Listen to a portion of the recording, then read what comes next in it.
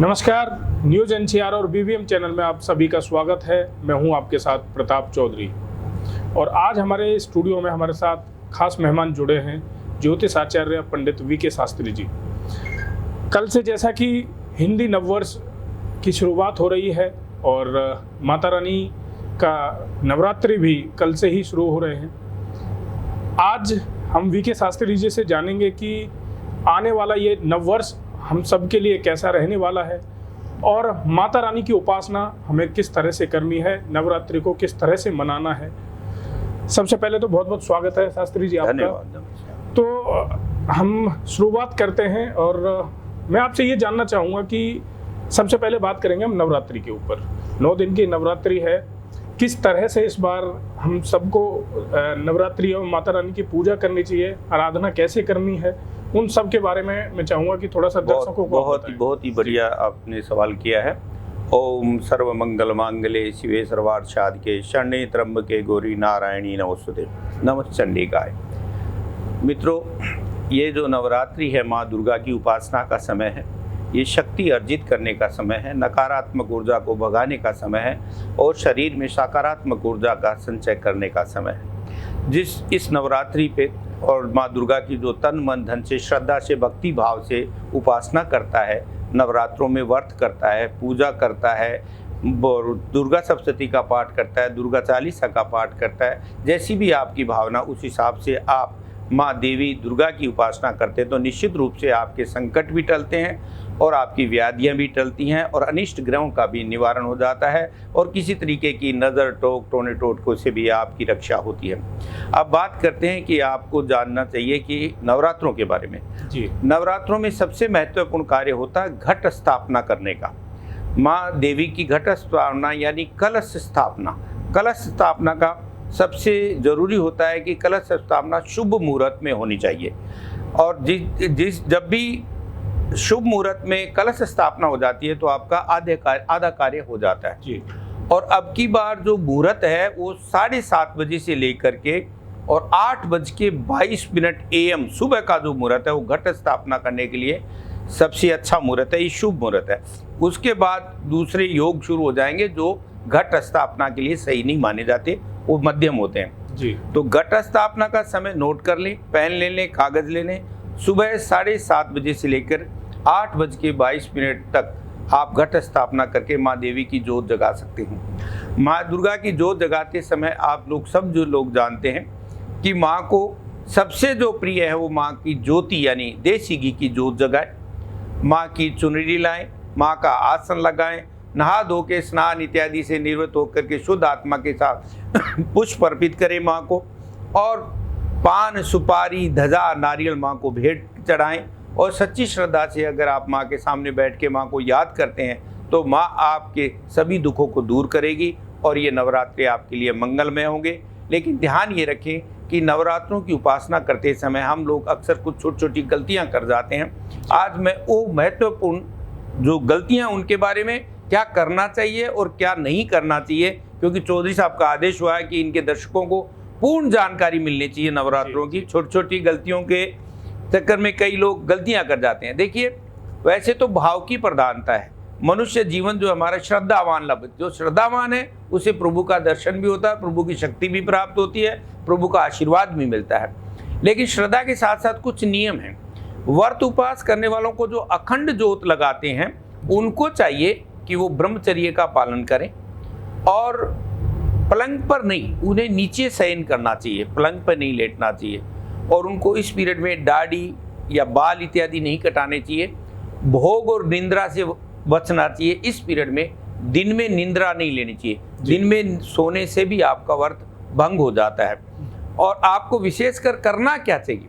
करना ये चाहिए कि सुबह उठ करके कि माँ की जोत जो है उसके सामने बैठ करके सच्ची श्रद्धा से फूल पुष्प अर्जित करके माँ को भोग लगा करके आरती करनी चाहिए। दोनों समय सुबह और शाम आरती करें और दुर्गा सप्तशती का पाठ करें। दुर्गा सप्तशती का नहीं कर सकते तो दुर्गा चालीसा का पाठ करें और अपने बड़ों का सम्मान करें। घर के जो बुजुर्ग हैं, आपके पिता हैं, आपकी माँ है, आपके छोटी कन्याएं हैं, कन्याओं का सम्मान करें और आदर से उनका सम्मान करें और दिन भर फलाहार रहें। कई लोग एक समय भोजन कर लेते हैं और कुछ लोग फलाहार करते हैं जी। तो फलाहार रहें और दिन भर माँ का ध्यान करें, सिमरन करें, भजन करें, सत्संग करें, माँ का गुणगान करें, माँ की महिमा गाएं, तो आपको निश्चित रूप से माँ का आशीर्वाद मिलता है। लेकिन मैं उन लोगों को एक खास चेतावनी देना चाहता हूँ जो ब्लड प्रेशर या शुगर के मरीज हैं, उन्हें ज़रूरी नहीं है कि आप वो निराहार रह के व्रत करें, क्योंकि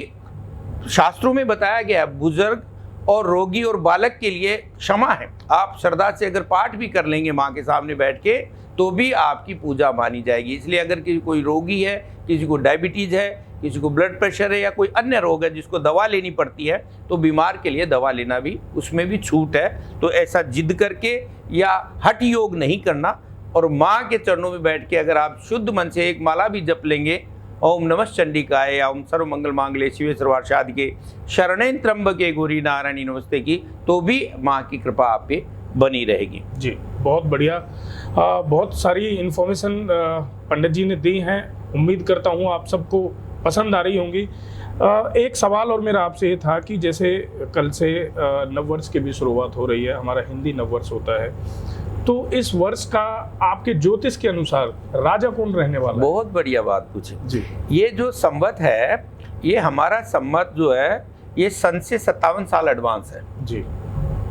हमारा अब जो नव संवत शुरू हो रहा है, विक्रमी संवत, ये राजा विक्रमादित्य के समय से शुरू हुआ था, और ये जो अभी हो रहा है वो हो रहा है 2079वां संवत लगेगा कल प्रतिपदा से जी। इस साल का राजा शनि है और इस साल का जो मंत्री है वो गुरु है। अच्छा। और ये जो साल है ये माली के घर बैठा हुआ है और भैंसे की और अश्व की सवारी पे आया है। तो ये बताने का तरीका होता था, पहले क्या होता था कि किसी भी राज्य का संचालन ज्योतिषी करते थे और वो नव संवत से राजा को बताया करते थे कि इस साल यहाँ अतिवृष्टि होगी, अनावृष्टि होगी, काल पड़ेगा, महामारी फैलेगी। तो वो यही देखा करते थे कि इस वर्ष का मंत्रिमंडल कैसा है जी। तो इस वर्ष का हमारा हिंदू पंचांग शुरू हो जाएगा आज से, यानी कल से। और इसमें जो सबसे महत्वपूर्ण बात होती है कि इस साल का नेतृत्व कौन करेगा, तो शनि करेगा। अब शनि की जैसी वर्ती है वैसा ही ये साल रहेगा। शनि क्या है? शनि न्यायाधीश है, शनि जस्टिस करता है, शनि भूकंप, बाढ़, युद्ध का देवता भी है, लेकिन शनि न्याय के लिए लड़ता है। और शनि गरीब और मजदूरों का नेतृत्व करता है, कृषि का नेतृत्व भी शनि करता है। इस क्षेत्र में काफी सारे उतार चढ़ाव देखने को मिलेंगे।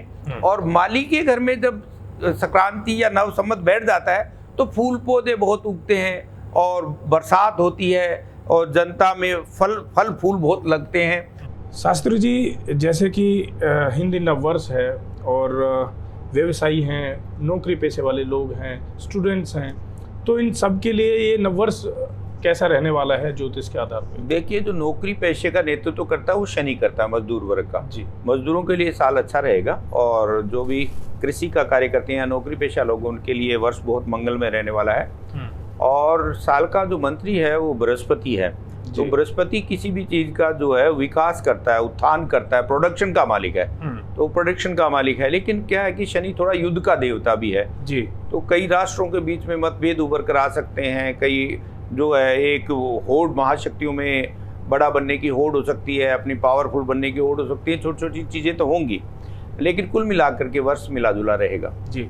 पंडित जी, एक चीज़ और मेरे ख्याल में आई कि जैसे पिछले 2 वर्षों से हम महामारी का प्रकोप झेल रहे हैं, पूरा देश के पूरा विश्व झेल रहा है, तो इस वर्ष कुछ राहत उस महामारी से मिलेगी? देखिए, इस वर्ष का जो शनि जो राजा है ना जी, तो इस शनि के नेतृत्व में महामारी से बड़ी राहत मिलेगी। अच्छा। क्योंकि बृहस्पति जीव दाता है, जो मंत्री है, लेकिन फिर भी हम इसको नजरअंदाज इसलिए नहीं कर सकते कि शनि रोग का भी मालिक है। अच्छा। जैसे बृहस्पति जीव की रक्षा करता है, वैसे ही शनि रोग भी देता है। तो इसलिए मिला जुला असर रहेगा, लेकिन मुझे कोई बड़ी महामारी की संभावना नहीं लग रही इंडिया में, कम से कम भारत के लिए नहीं लग रही। तो चलते चलते एक फाइनल सवाल और आपसे करूंगा, एक अंतिम सवाल हमारा रहेगा।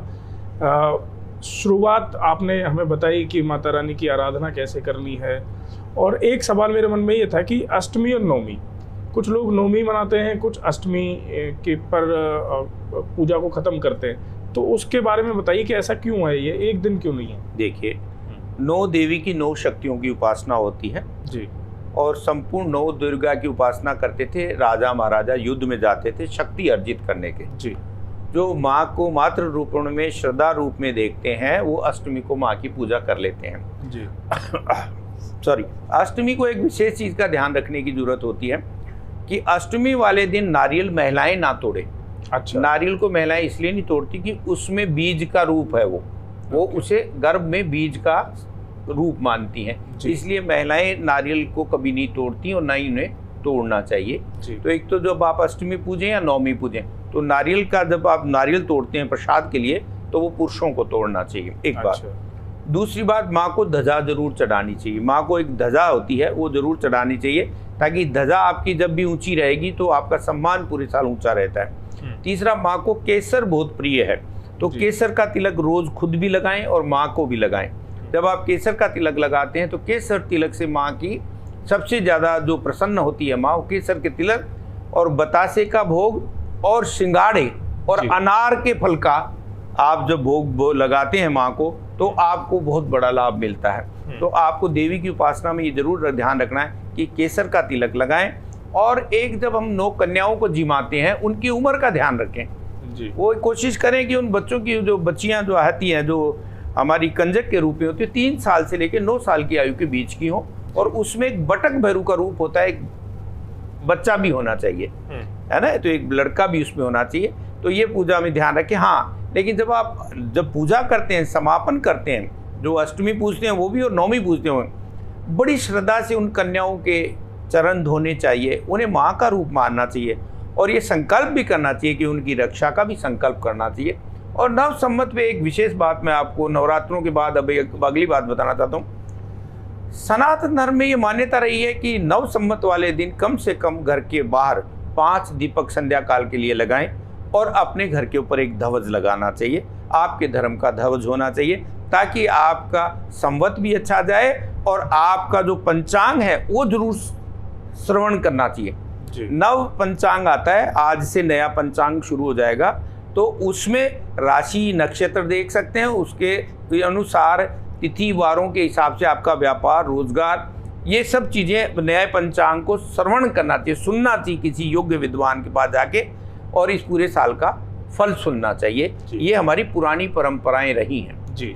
तो ये सब चीज़ें ध्यान रखनी चाहिए। बाकी माँ का जयकारा लगाना चाहिए, माँ के सामने श्रद्धा से भाव से बैठ करके और माँ का गुणगान करोगे तो निश्चित रूप से धन का भी लाभ होगा और काली की भी उपासना हो जाएगी, सरस्वती विद्या का भी आपके पास भंडार होगा और लक्ष्मी का भी भंडार होगा। ये आज की विशेष बात है कि विद्यार्थियों को भी करनी चाहिए, युवाओं को भी करनी चाहिए, व्यापारियों को भी करनी चाहिए और क्षत्रियों को भी करनी चाहिए। जितने क्षत्रिय हुए हैं, हमारे रामचंद्र जी ने भी, भगवान राम ने भी 9 दिन देवी की उपासना से शक्ति अर्जित करके 10वें दिन रावण का वध किया था। जी।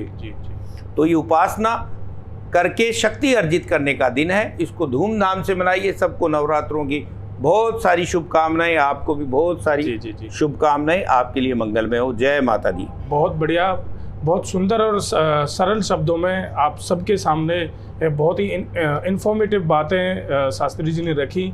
उम्मीद करता हूँ आप सभी को आपके सवालों के जवाब भी मिले होंगे और आपके मन में जो सवाल थे या जो चल रहे होंगे तो वो उसकी बहुत सरल शब्दों में व्याख्यान शास्त्री जी ने किया है। ऐसे ही हमारे साथ जुड़े रहिए और देखते रहिए न्यूज़ NCR। नमस्कार, धन्यवाद। आप सभी को हिंदी नववर्ष की और नवरात्रि की हार्दिक शुभकामनाएं।